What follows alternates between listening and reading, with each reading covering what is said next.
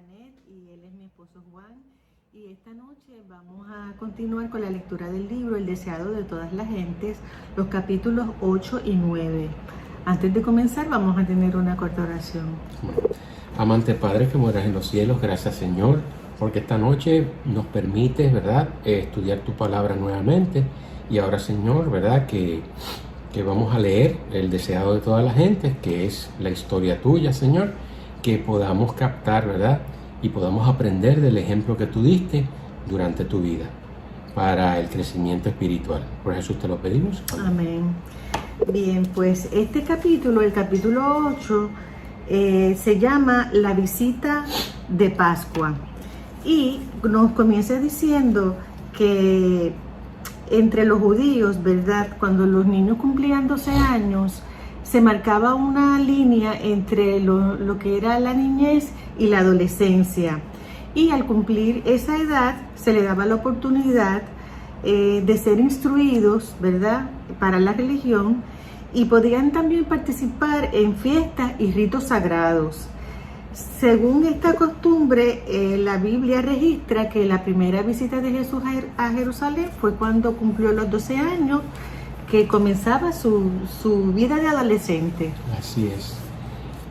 A los 12 años era que prácticamente dice adolescente, pero prácticamente para fines de tradiciones y ritos espirituales para los judíos, los 12 años marcaba la edad adulta en la cual ya tú podías participar y tenías que asistir a las fiestas. Las tres fiestas principales que había en ese entonces eran la Pascua, el Pentecostés y la fiesta de las cabañas. De estas fiestas, la más concurrida y la importante era la Pascua, la cual acudían todos los judíos de todos los alrededores, de todas las naciones. Y este viaje desde Galilea hasta Jerusalén duraba varios días, y los viajeros hacían sus grupos, ¿verdad?, de sus amigos, su familia, para ir en compañía de ellos. El tiempo en el que se celebraba la Pascua, dice aquí que era a finales de marzo, principios de abril, podríamos decir, comenzando la primavera. La primavera, sí. Y ellos iban por todo el paisaje, ¿verdad?, viendo los brotes de las nuevas flores, con los cánticos de los pájaros.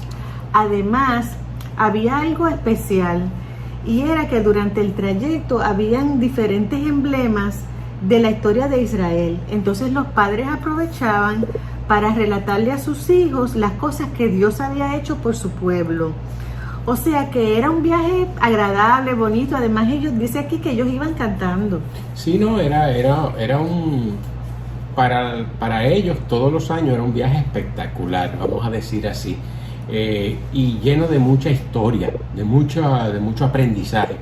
La Pascua representaba la liberación que ellos tuvieron, ¿verdad?, del pueblo de Egipto cuando ellos eran esclavos. El Señor les mandó a ellos a sacrificar un cordero y a comerlo conjuntamente con hierbas amargas. Una de las características principales era que la sangre de ese cordero que ellos sacrificaban se tenía que poner en los dinteles de las puertas, porque esa noche el ángel de Jehová, o sea, fue la última noche que ellos estuvieron en Egipto, iba a pasar y iba a matar a cada primogénito de cada hogar. Y cada año esta fiesta les recuerda a ellos cómo Dios fue tan poderoso para sacarlos de allá.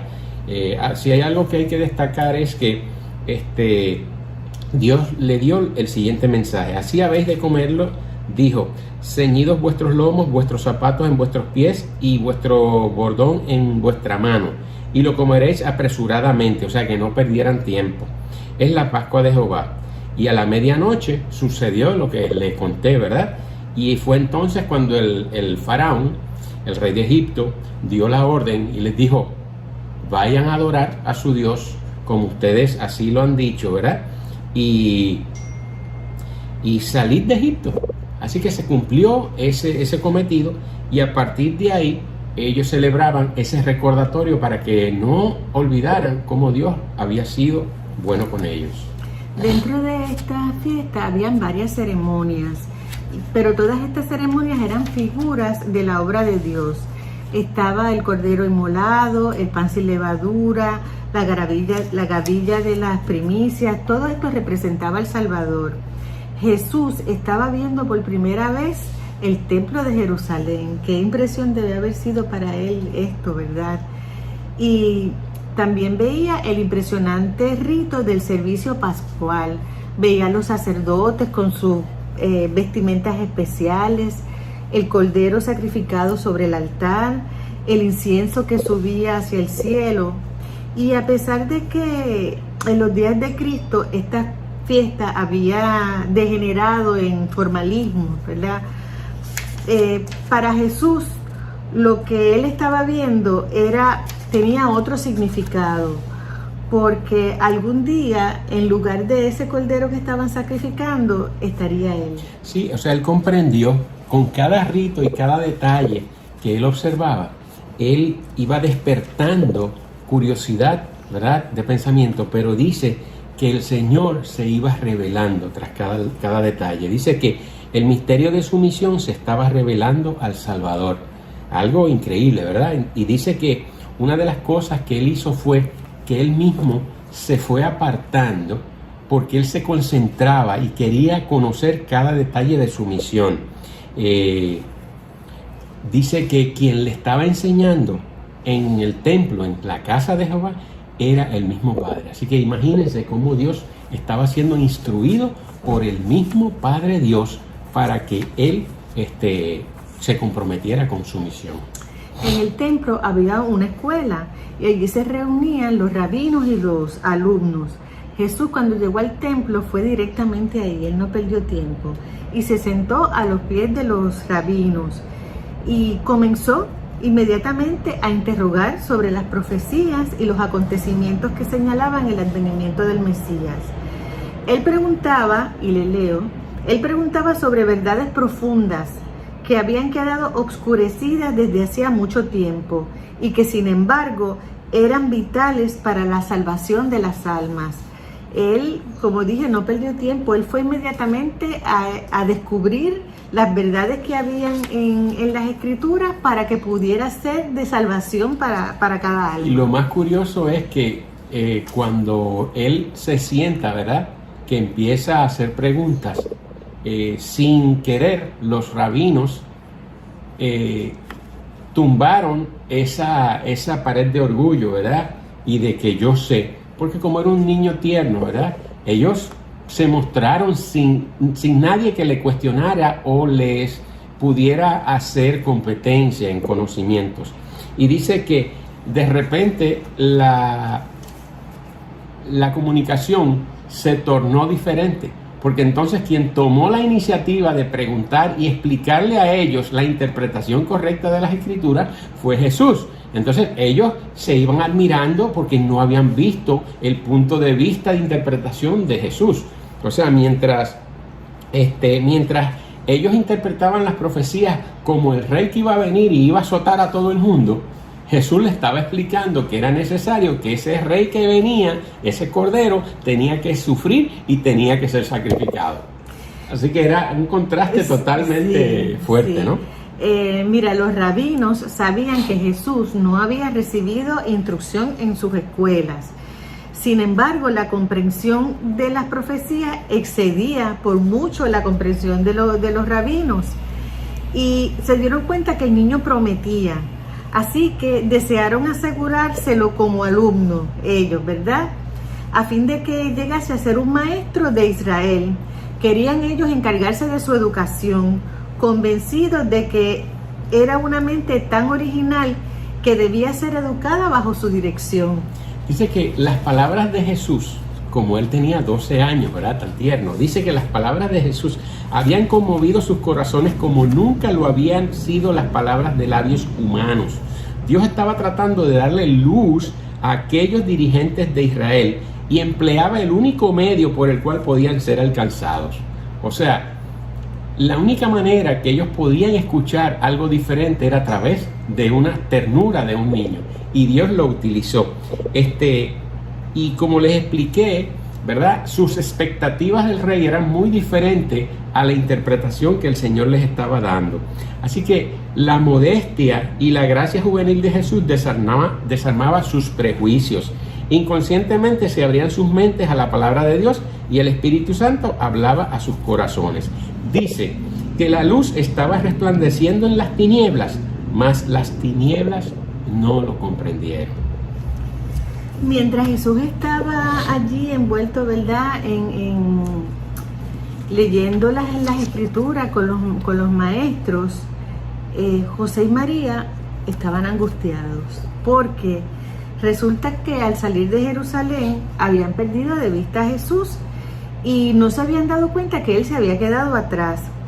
Iban muchas caravanas y yo me imagino que José y María pues iban de regreso con su grupo de amigos y pensaron que Jesús tal vez estaba revoloteando alrededor de ellos junto con otros amigos.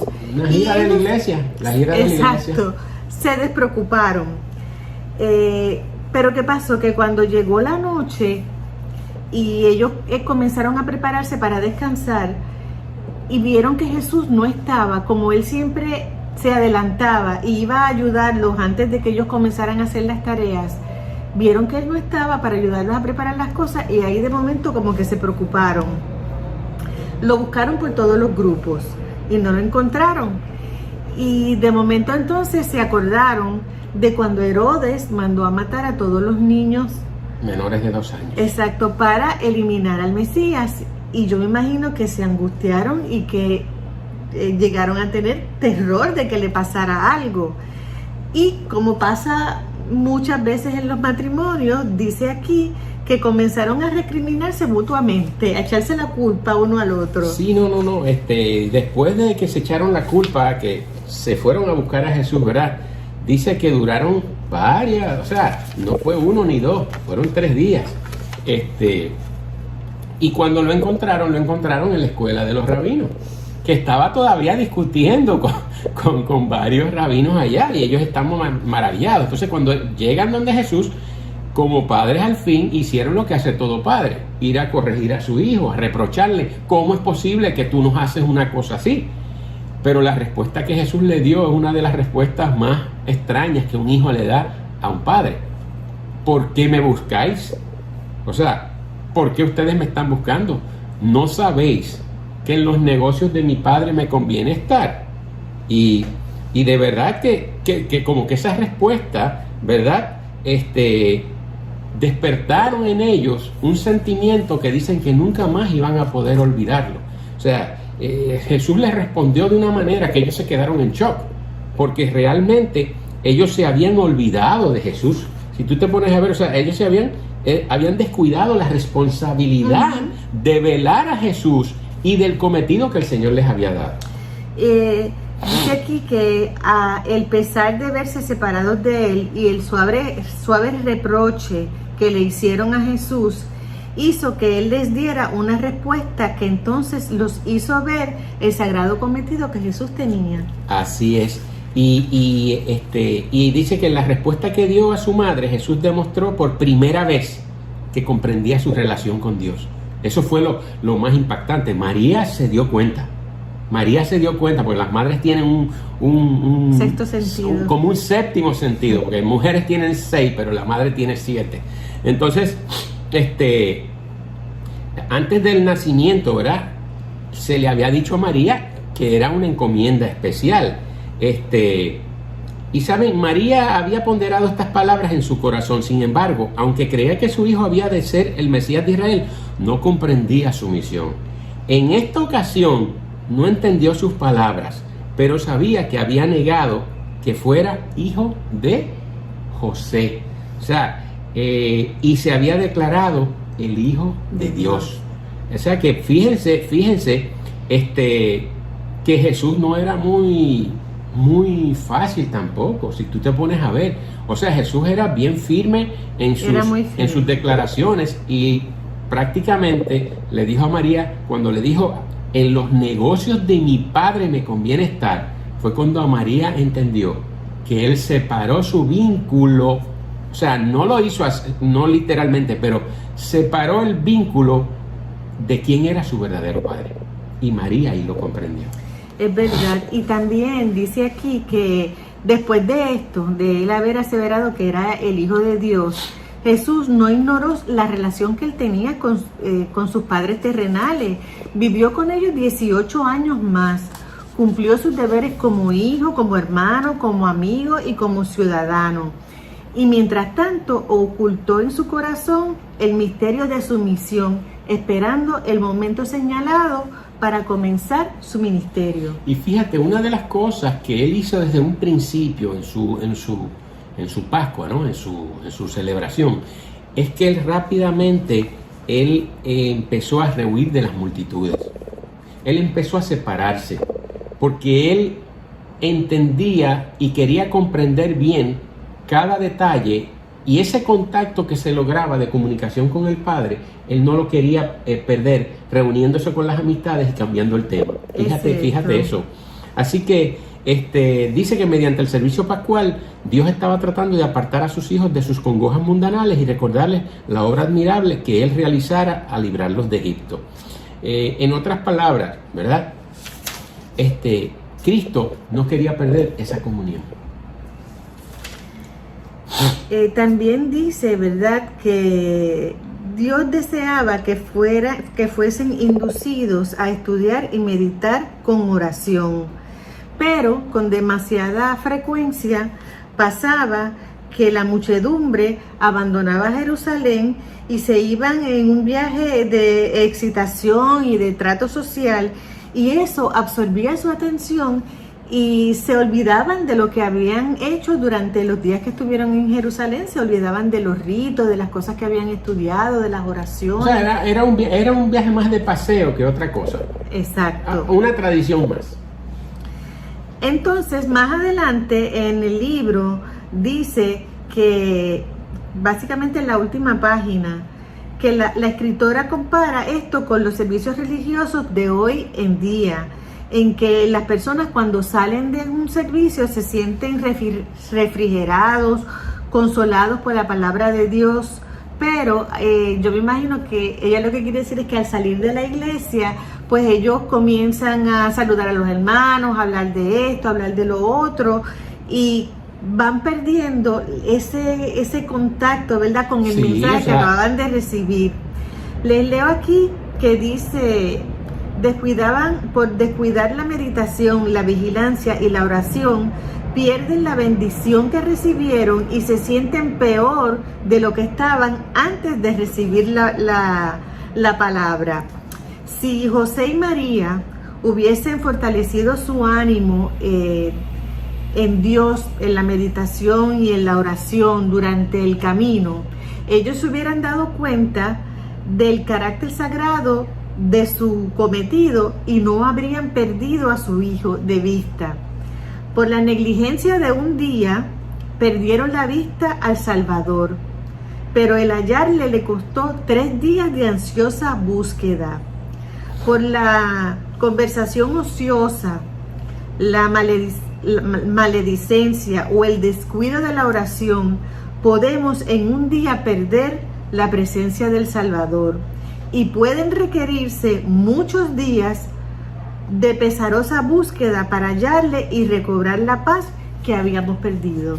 Sí, fíjense, una de las cosas interesantes decía que Jesús esperaba dirigir la atención de José y María a las profecías referentes a un Salvador que había de sufrir mientras volviese solo con ellos de Jerusalén. O sea, que ellos comprendieran la misión de él, que todavía José y María no la habían comprendido. Y dice que si ellos le hubieran puesto atención a cada rito y a cada significado de las cosas, ellos hubieran entendido y no hubieran sufrido. Y María dice que María no hubiera sufrido tanto cuando hubiera estado en el Calvario allá con Cristo viéndolo morir, porque hubiera entendido que esa era la misión final y hubiera estado más fortalecida para esto. O sea, Dios siempre trata de enseñarnos, de mostrarnos el futuro. Lo que pasa es que nosotros no nos vamos a los detalles y entonces caemos en la desesperación. Cuando venimos a darnos cuenta, vemos que sí que nos los habían dicho, pero no le habíamos puesto atención. Dice aquí que sería bueno, ya al final de este capítulo, que cada día dedicásemos una hora de reflexión a la contemplación de la vida de Cristo. Debiéramos tomarla punto por punto y dejar que la imaginación se posesione de cada escena, especialmente de las escenas finales. Eso es así. Dice que si queremos ser salvos, al fin debemos aprender la lección de penitencia y humillación al pie de la cruz. ¿Cuán lejano estamos nosotros de aprender acerca de la humillación, acerca de entregar nuestro yo, ¿verdad? Cristo, en este capítulo de la niñez de Cristo, nos enseñó a nosotros un mensaje, y le enseñó un mensaje a todos los dirigentes, un mensaje muy diferente al que hasta ese momento habían ellos aprendido, ¿no? o habían enseñado. Dice aquí el último párrafo que mientras nos asociamos con otros, podemos ser una bendición mutua. Si pertenecemos a Cristo, nuestros pensamientos más dulces se referirán a Él. Nos deleitaremos en hablar de Él. Y mientras hablemos unos a otros de su amor, nuestros corazones serán enternecidos por las influencias divinas. Así que vamos a contemplar, ¿verdad?, las cosas buenas y el carácter de Jesús. Y un niño de 12 años, eso fue un niño de 12 años que nos dio todas las enseñanzas. Ahora, si pasamos al capítulo 9, ¿verdad?, vamos a ver que este capítulo trata sobre la juventud prácticamente de Cristo, ¿no? ¿Y cuántas cosas nos van a enseñar? Muchas cosas, porque el capítulo se titula Días de conflicto. O sea, que seguimos con los conflictos. Vamos a ver cuál es el conflicto. Ok, pues entrando en este capítulo vemos que los niños judíos eran instruidos desde muy pequeños por los rabinos, que le enseñaban todas las incontables reglamentos que habían y que ellos debían observar. Pero Jesús no se interesó por esos reglamentos. Él actuaba independientemente de las leyes rabínicas. Solo estudiaba las escrituras y siempre contestaba con un así dice Jehová. Y lo interesante de esto es que, como ustedes saben, están las influencias de las mayorías. Cristo, como joven, tenía sus amigos jóvenes y lo inducían a hacer cosas por la tradición y diciéndole: chico, tú estás mal, tú no estás bien. Todo el mundo hace esto. Pero él dice que él vio que esas tradiciones y esos servicios normales no eran de ayuda, porque ya no se estaba enfocando en el significado de esos ritos, sino más bien en el rito per se. Y entonces él vio que en estos servicios sin fe no se hallaba la paz. Y cuando a él lo empezaron a reprender sus mismos compañeros, él simplemente se iba a las escrituras, presentaba la palabra y justificaba su acción correcta con así dice Jehová. Jesús dice aquí que procuraba agradar a aquellos con quienes él trataba. Tal vez por aparentar un carácter dócil, los escribas y los ancianos pensaron que Jesús iba a aceptar dócilmente las enseñanzas, mas sin embargo no fue así. Cuando le instaban a aprender sobre las tradiciones antiguas, él le pedía ver las escrituras. ¿Dónde estaban? Exactamente, lo que tú me estás diciendo, compruébamelo con las escrituras. Y ahí se colgaban. Y él estaba dispuesto a escuchar todo lo que proviniera de la palabra de Dios, ¿verdad? Pero no podía obedecer a lo inventado por los hombres. Él conocía muy bien las escrituras y las presentaba con su verdadero significado. Entonces los rabinos se avergonzaban de recibir instrucciones de un niño y le decían que ellos eran los maestros y que él era el alumno, que él no podía estar enseñándoles a ellos y que él tenía que someterse a lo que ellos le estaban diciendo.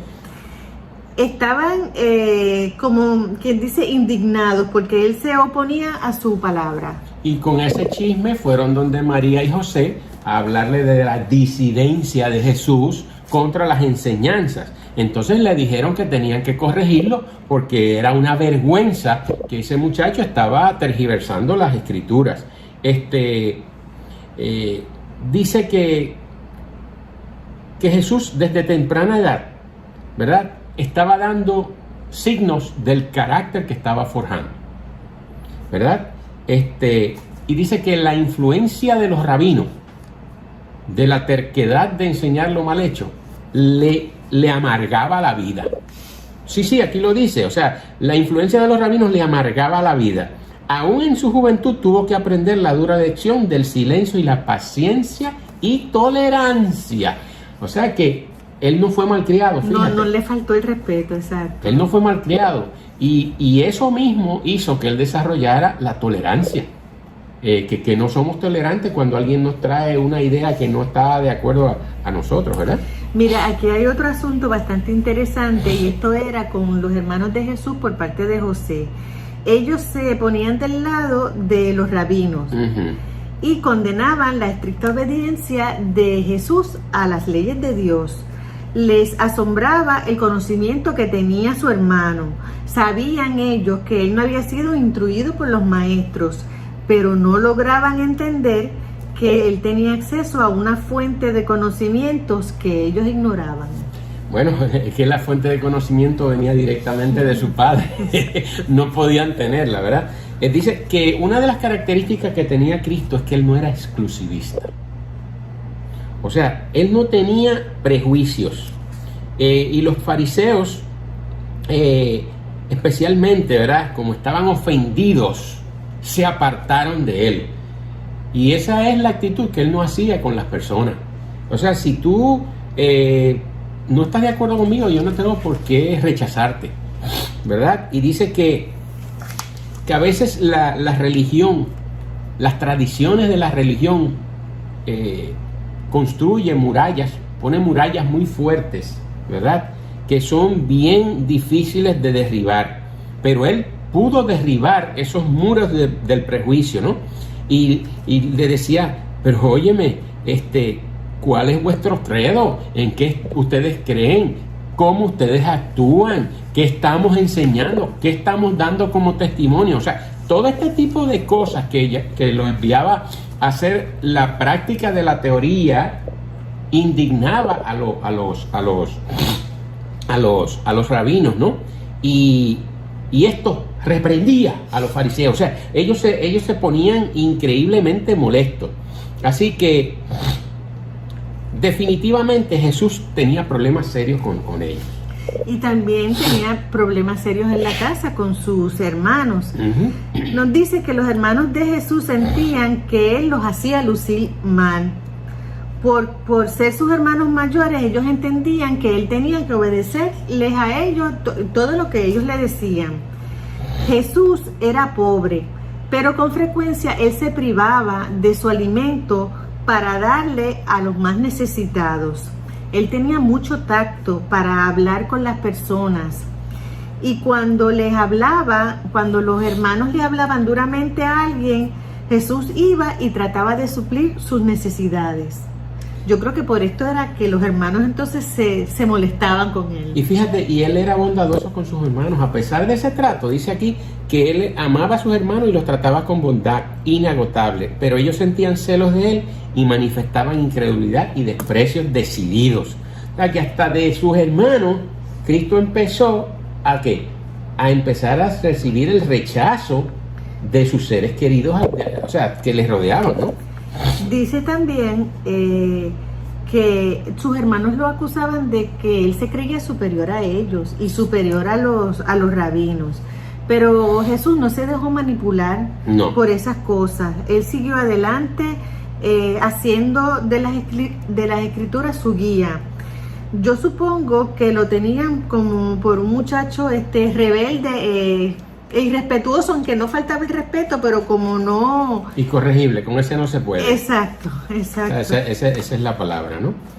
Dice que lo que más le molestaba a ellos era que el ejemplo que él daba, ellos entendían que los reprimía. O sea, era una reprimenda para ella, porque Dios lo único que hacía era que odiaba el pecado. Y él hacía lo correcto. Entonces ellos no soportaban eso. Dice, su tolerancia y bondad para los hermanos eran llamados cobardía. O sea, ellos entendían que su hermano estaba mal por todos lados, ¿verdad? Pero Cristo siempre fue tolerante y bondadoso. Y eso no lo hizo a él más débil.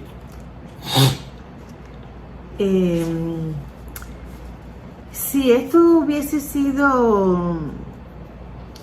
si el Señor hubiese dejado, se hubiese dejado llevar, ¿verdad?, por las situaciones que tenían con los hermanos o con los rabinos, Sí. si hubiese tenido un defecto de carácter y le hubiese contestado de mala gana o hubiese hecho algo así, el plan de nuestra redención se hubiese visto afectado.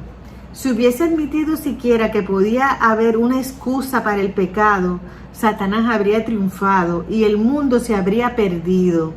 Esta es la razón por la cual el tentador obró para hacer su vida tan penosa como fuera posible a fin de inducirle a pecar. Fíjate, era increíble que ese carácter firme de Cristo, ¿verdad? A pesar de que era un carácter firme, era bondadoso, era alegre, era amable, era empático, ¿verdad? Pero esa firmeza molestaba. Y molestaba a sus amigos. Estamos hablando de los jóvenes, que eran sus amigos, porque él era un joven. Ajá. Y en ese sentido, ¿verdad? Él les dijo lo siguiente. Él le contestó con las escrituras cuando le decían, pero ¿por qué tú haces esto? Mira, lo estás haciendo. Él decía, ¿con qué limpiará el joven su camino? Con guardar tu palabra. En mi corazón he guardado tus dichos para no pecar contra ti. O sea, cada respuesta que tenía era basada en las escrituras, ¿verdad? Y siempre hacía alusión a los caminos del Señor. Dice aquí, mira, bienaventurados los que guardan sus testimonios, pero bienaventurados los perfectos de camino y los que andan en la ley de Jehová. Bienaventurados los que guardan sus testimonios y con todo corazón le buscan, pues no hacen iniquidad los que andan en sus caminos.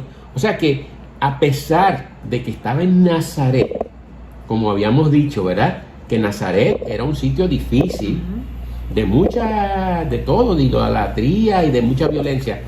Oye, él mantenía los principios firmes en su Dios y daba testimonio de ellos. También nos explica que Jesús casi nunca reprendía a sus hermanos, No. pero siempre tenía una palabra de la palabra de Dios, ¿verdad?, para decirle a ellos lo que debían hacer. Cuando ellos lo querían inducir a cometer algún acto que no estaba correcto y él no quería, lo llamaban cobarde. Mas sin embargo, como tú dijiste, él siempre contestaba con un escrito está. Un escrito está. El temor al Señor es la sabiduría y el apartarse del mal, la inteligencia. Fíjate, dice aquí algo bien interesante. Dice, desde el tiempo en que los padres de Jesús le encontraron en el templo, su conducta fue un misterio para ellos. No quería entrar en controversia, o sea, Jesús no quería entrar en controversia con ellos, y sin embargo, su ejemplo era una lección constante para sus padres. O sea, que fíjense lo poderoso que es el testimonio de vida. Que las otras personas, tú no le estás diciendo nada, supuestamente con palabras, pero con los hechos le estás diciendo todo, ¿no?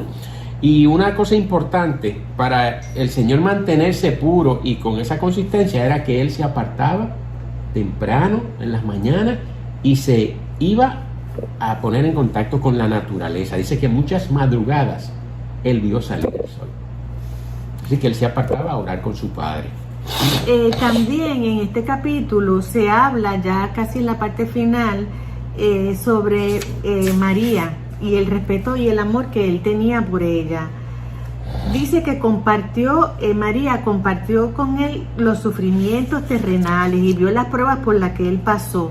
María creía en su corazón que Jesús era el hijo de la promesa, ¿verdad? Era el hijo del Mesías. Era el Mesías. Pero ella no se atrevía a expresar su fe. Y sufrió un poco porque a veces le decían que los reprendieran, como tú dijiste ahorita, pero cuando ella veía que él realmente estaba en lo correcto, porque él se amparaba en las escrituras, pues ella lo defendía y eso le acarreaba también a ella penas. Los hijos de José, los hijos y las hijas de José sabían esto, que María tenía a veces esta disyuntiva, ¿verdad? Entre lo que era correcto o lo que se debía hacer, y ellos trataban de que se aprovechaban de eso y trataban de empujarla a ella para que le dijera que él tenía que continuar con las tradiciones y con la enseñanza que le daban los rabinos. A veces vacilaba María entre Jesús y sus hermanos, que no creían que él era el Hijo de Dios, y ella se angustiaba, pero su corazón entonces se calmaba cuando Jesús hablaba con ella y la calmaba con las escrituras. Ella reconocía que cuando Jesús estaba en la casa, el ambiente de la casa era diferente, era una atmósfera más tranquila, más pura. Lo veía sacrificarse por los demás, lo veía tan inocente y tan inmaculado. Dice el libro, caminando entre los irreflexivos, los toscos, los descorteses, entre las personas deshonestas, los publicanos, los temerarios, los injustos samaritanos, pero siempre pronunciando una palabra de simpatía aquí y allá. Compartía sus cargas y les repetía las lecciones que había aprendido en la naturaleza acerca del amor, la bondad y la benignidad de Dios. Así que ahí tenemos un ejemplo de cómo nosotros debemos conocer la naturaleza para aplicar, ¿verdad?, las lecciones así como él lo hacía. Una de las cosas que me llamó mucho la atención aquí es que dice, enseñaba a todos a considerarse dotados de talentos preciosos, que si los empleaban debidamente les granjeaban riquezas eternas. O sea, Jesús no veía lo malo en las personas. Él trataba de destacar lo bueno y todas las cualidades que tú tenías, que si las ponías en manos de Dios, pues ibas a tener ¿qué? Vas a tener resultados positivos y buenos frutos para la obra del Señor. Él encontraba muchas personas que tenían depresión, personas que tenían problemas financieros, que habían sido, vamos a decir, vandalizadas, pues, o que habían sido asaltadas, o que habían sido golpeadas. Y él trataba de darle siempre una palabra de aliento y de darle ánimo, ¿verdad? Y sobre todo a las personas que se sentían perdidas, porque las tradiciones eran bien fuertes en esa época. Pero, o sea, que muchos se consideraban pecadores perdidos, ya él le daba aliento y los levantaba. Dice que Jesús sanaba el cuerpo tanto como el alma. O sea, que él no solamente se preocupaba por el dolor del chichón tal vez que tú habías recibido, sino también de tu vida espiritual. Y eso es algo que tenemos siempre que tener, ¿verdad? Conciencia. Así que prácticamente si tú ves esto, él siempre fue un bálsamo suavizador. O sea, siempre él era un bálsamo suavizador. A pesar de que las cosas no le eran tan fáciles, porque tenía problemas en su casa con sus hermanos le buscaban problemas con su mamá, tenía problemas con los maestros de la iglesia, ¿verdad? Con los rabinos. No era tan fácil, y además de todos los problemas que había en esta ciudad, mas sin embargo él siempre procuró llevar paz, alivio, consuelo. Les voy a leer el último párrafo de este capítulo. Sin embargo, durante su niñez, su juventud y su edad viril, Jesús anduvo solo. En su pureza y fidelidad pisó solo el lagar, y ninguno del pueblo estuvo con él. Llevó el espantoso peso de la responsabilidad de salvar a los hombres. Sabía que a menos que hubiese un cambio definido en los principios y los propósitos de la familia humana, todos iban a perecer. Era esto lo que pesaba sobre su alma, y nadie podía apreciar esa carga que descansaba sobre él. Lleno de un propósito intenso, llevó a cabo el designio de su vida, de ser él mismo la luz de los hombres. Estos dos capítulos, que es la niñez y días de conflicto, son 30 años de Cristo, ¿verdad? El primero, que fue la niñez, fue hasta los 12 años. Y los otros 18 años, como tú mencionaste, son el capítulo de días de conflicto. Jóvenes, este es el capítulo de los jóvenes. O sea, aquí Cristo nos demuestra cómo él enfrentó todos los problemas con sus hermanos, con su mamá, con su papá, con los que les rodeaban, con la gente del trabajo, con los dirigentes de su iglesia, y cómo él tenía una relación personal con Dios. O sea, aquí está hasta los 30 años. O sea, que yo creo que aquí está el mensaje de qué nosotros debemos hacer y cómo nos debemos comportar, ¿verdad? Mientras somos jóvenes hasta esa edad. Sí. O sea, yo creo que ahí está claro el panorama, ¿verdad? Y de cómo nosotros debemos ser amables, ser un bálsamo para los demás y tener siempre palabras de esperanza y disposición para aliviar al prójimo. Mucha enseñanza que recibimos en estos 2 capítulos y les exhortamos a que durante el resto de esta semana pues lean el capítulo 10 y el capítulo 11, que son los capítulos que se van a discutir la semana que viene. Que el Señor les bendiga. Tengo una oración ya, ¿no? Ok. Bueno, oremos. Buen Dios y Padre nuestro que estás en los cielos, alabamos y glorificamos tu nombre. Te damos gracias, Señor, por esta oportunidad que tú nos das para poder estudiar un poco más acerca de ti, de tu vida, para aprender más lecciones, Señor, y para que nuestro carácter pueda mejorarse, pueda ser purificado, pueda ser limpiado, para poder estar preparados para que cuando tú vengas nos podamos ir contigo al cielo. Amén. Permite que lo que hemos estudiado hoy no lo olvidemos y sobre todas las cosas que lo podamos poner en práctica. Bendice cada persona que nos está escuchando en esta noche, que puedan ser también bendecidas por tu palabra. En el nombre de Jesús te lo pedimos. Amén. Amén. Buenas noches. Palabra. En el nombre de Jesús te lo pedimos. Amén. Amén. Buenas noches.